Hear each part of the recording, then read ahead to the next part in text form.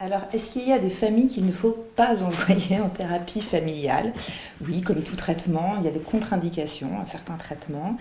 Cela dit, en thérapie familiale, la première séance va réguler. Enfin, un des objets de la première séance, c'est de redéfinir les objectifs qu'on peut attendre de la thérapie familiale.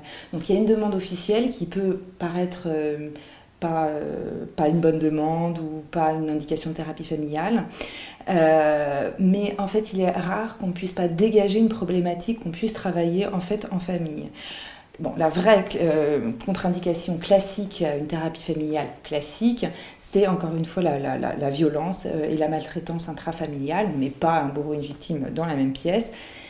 En tous les cas, pas avant que l'acte ait été qualifié d'un point de vue juridique, qu'il y ait eu une plainte, un signalement et qu'il y ait une qualification par la loi, une protection des enfants, une protection de la femme par exemple qui serait agressée par son mari.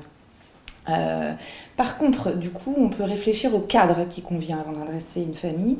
De toutes les façons, le thérapeute doit être confortable. Ça, c'est le thérapeute familial a grand souci de son propre confort, donc il ne va pas rester coincé dans une situation qui est non confortable. Mais il y a des échelles variables, donc ça peut aller, par exemple, des équipes ultra spécialisées,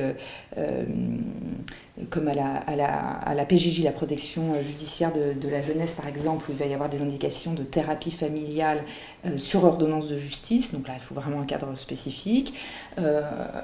Un peu plus light, mais quand même très contenant, puisque le dispositif est important, des équipes institutionnelles où on peut prendre en charge des familles avec une potentialité assez lourde, des troubles du comportement, des troubles des conduites, des pathologies psychiatriques.